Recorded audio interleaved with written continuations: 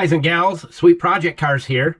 All right, here's what I want to share with you real quick. You see the fuses, a lot of these older ones like this. Now everybody's going to the mini ones.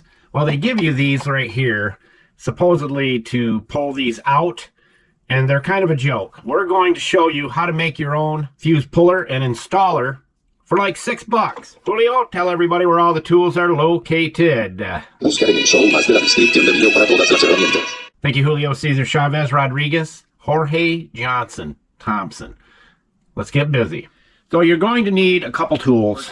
So I'm using this magnetic work platform, and it's awesome. It's the clamp that I'm using right here. All these alligator clips are movable, and it just sticks right there, and you just adjust it accordingly. Now, as you look at this Dremel, this is one of the tools you're going to need. I never throw away the cutoff wheels, no matter how small they get, and you can see how small that is compared to the regular size. And this is the reason, so I can get into tight areas. Probably the cutoff tool will be your #1 most used attachment. Also, with this work platform, it comes with a lighted magnifying glass, and you just plug it into a USB charger, and it's got all the settings right here. Pretty slick. All right, so we put the light on, and you can see right in there, nice and clear, where our notch is right there. Keep things stable while you solder. It don't matter. You can do it all with it.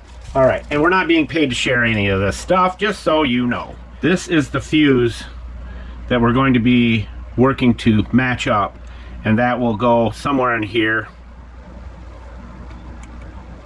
And it'll also work on the mini fuses. They have a little edge right there as well.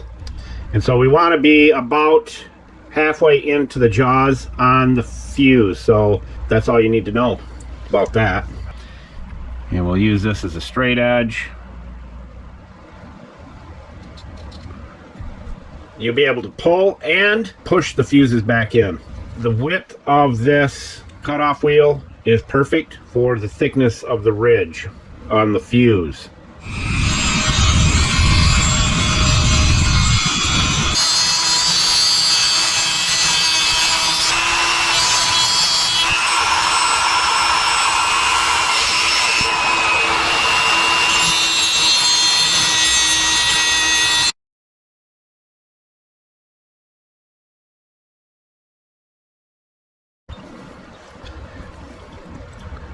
That's pretty exact.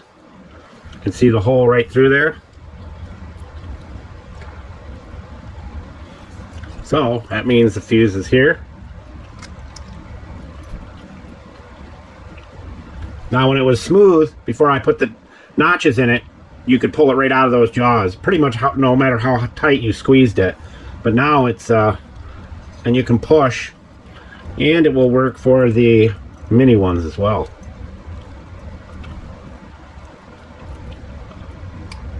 You can feel it snap right over the ridge on the fuse.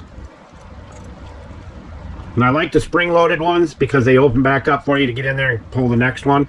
Because they just do not make a really good fuse puller and installer other than these plastic ones. And they're too small because your fingers are kind of in the way while you're trying to get in and get the fuses out, and you got to clamp pretty hard on it. So this is the ticket right here. And you can make those notches as deep as you want, but I think this is perfect. I'm happy with that. It's going to work great. And I will take the paint pens, paint it up so that I don't use it for anything other than for fuses. Because I definitely don't want to go squeezing something on the end, and now that it's been weakened, snap the end of it off. All right, let's give it a try with our new handy dandies right here. These things are going to be awesome. Look at that. Locks right on, pull, and I can go and push it right back on there. Pull another one, locks right on, pull, boom. There they are in all their glory.